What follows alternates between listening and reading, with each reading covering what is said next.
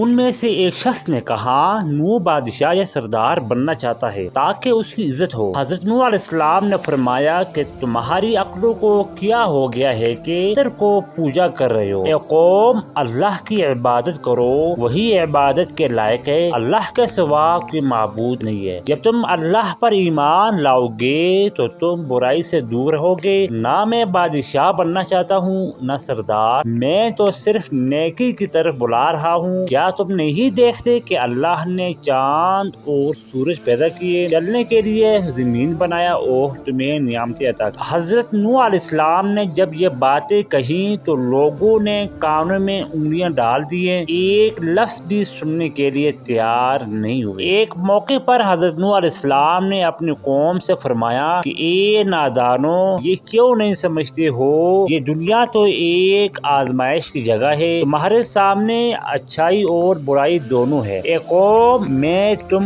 کو آنے والے دن سے ڈراتا ہوں، اس دن کوئی کسی کا کام نہیں آئے گا۔ دیکھو، جو غریب ہیں مجھ پر ایمان لائے ہیں لیکن تمہیں دولت کا غرور ہے۔ اے قوم، غریبوں کے ساتھ حسن سلوک سے پیش آؤ، ننگوں اور بھوکوں کا خیال رکھو۔ ان میں سے ایک سردار نے غرور اور تکبر کیا، فرض کرو کہ ہم تمہاری بات مان لیتے ہیں، کیا تم پر ایمان لا کر غریب اور 2% کے لوگوں کے ساتھ مل جائیں جو تمہارے ساتھ ایمان لائے ہیں؟ ایسا نہیں ہو سکتا۔ وہ آپ علیہ السلام کو ذلیل کرنے کی کوشش کرتے، مذاق اڑاتے، منہ پھیر لیتے، گالیاں دیتے، مارنے کو کوشش کرتے، بلکہ ایک روز مارا بھی تھا۔ آپ علیہ السلام نے صبر کا دامن ہاتھ سے نہ چھوڑا بلکہ اپنا کام جاری رکھا۔ آپ علیہ السلام کی بیوی اور آپ علیہ السلام کا بیٹا بھی منکرین اور کافر میں تھا۔ حضرت نوح علیہ السلام نے دعا کی، اے رب میرے پروردگار، میں نے اپنی قوم کو رات دن سمجھایا، حق کی طرف بلایا، میرے بلانے پر وہ زیادہ بھاگتے رہے۔ میں نے اعلانیہ اور خفیہ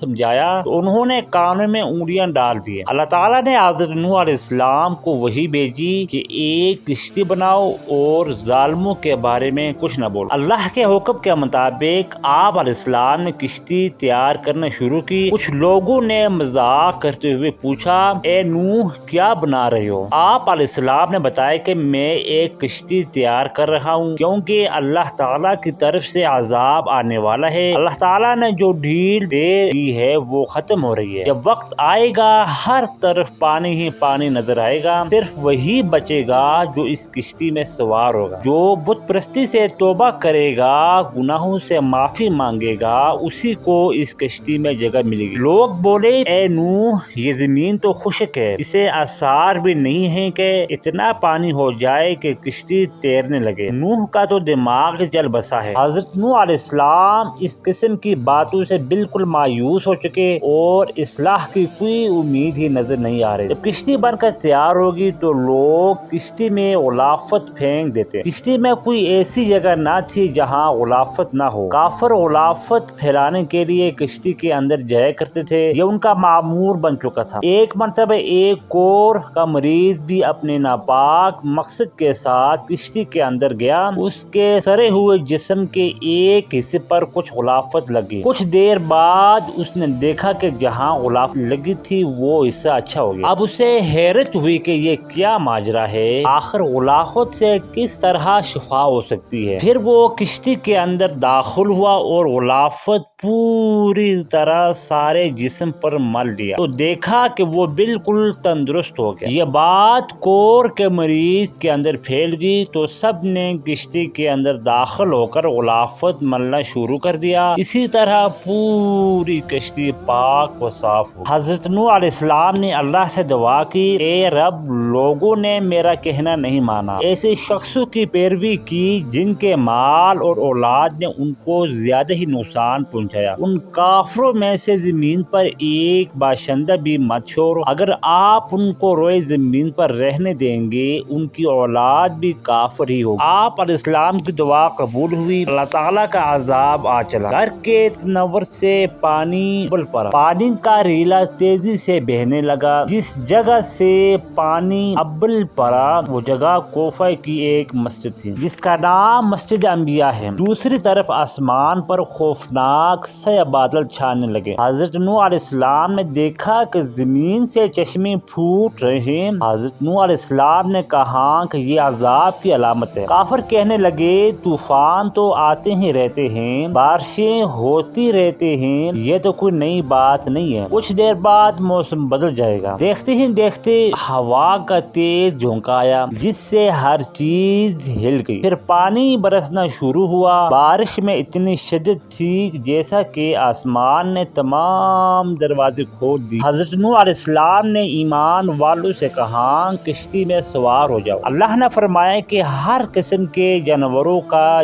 جوڑا بھی کشتی میں سوار کرا لو۔ حضرت نوح علیہ السلام نے اللہ کے حکم کی تعمیل کی، ہر جانور کا جوڑا سوار کرا لیا گیا۔ کشتی میں ایک علیحدہ جگہ پر سب جانوروں کو بند کر دیا گیا۔ طوفان چلنے لگا، بارش سے ندی، نالے اور زمین پر پانی بھر گیا، پھر زمین کے ہر حصے میں پانی بہنے لگا۔ اب حضرت نوح علیہ السلام کا جہاز تیرنے لگا، پانی اونچا ہو رہا تھا کہ حضرت نوح علیہ السلام کی نظر جب بیٹے پر پڑی، آواز لگانے لگے، بیٹا اب اس کشتی میں سوار ہو جاؤ، تمہاری جان بچ جائے گی، اب کافروں کا ساتھ چھوڑ دو۔ تو بیٹے نے جواب دیا کہ میں پہاڑ کی اونچی چوٹی پر چڑھ جاؤں گا، پانی وہاں تک نہیں پہنچے گا۔ تب حضرت نوح علیہ السلام نے اللہ سے اپنے بیٹے کے بارے میں سفارش کی کہ میرا بیٹا ڈوب رہا ہے، یہ تو میرے ہی خاندان کا ہے، تیرا وعدہ سچا ہے۔ اللہ نے فرمایا کہ وہ تیرے خاندان والوں میں سے نہیں ہے، تیرے گھر والے تو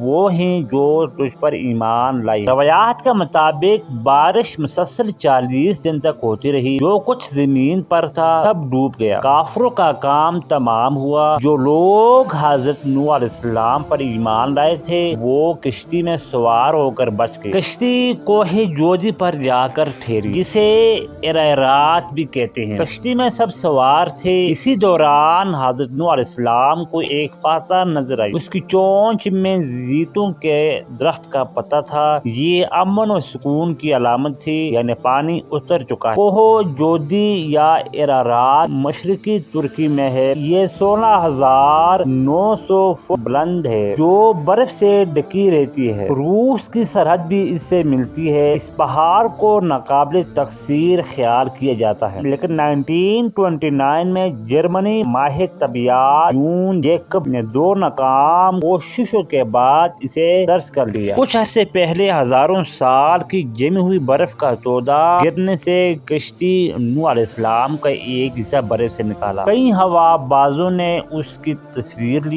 ایک اور معلومات کے مطابق 1929 میں ماہر آثار قدیمہ اور اس کے ساتھی نے عراق کے قریب اور کے مقام پر طوفان نوح کے آثار دریافت کیے۔ انجیل مقدس کتاب پیدائش کی روایت کے مطابق طوفان نوح کا واقعہ وادی دجلہ فرات سے متعلق ہے۔ عراق میں قدیم زبانوں میں لکھے گئے کتبے دریافت ہوئے، ان میں سے ایک زبردست طوفان کا ذکر تفسیر سے ملتا ہے۔ ایک ماہر نے دعویٰ کیا ہے کہ اس نے شہر اور کی سب سے نچلی سطح میں طوفان نوح کے آثار پائے۔ عیسائیوں اور یہودوں کی الہامی کتب میں ارارات کا ذکر طوفان نوح کے حوالے سے آیا ہے۔ بائبل میں لکھا ہے کہ 7ویں مہینے کے 17ویں دن کشتی نوحی ارارات نامی پہاڑ پر آ لگی۔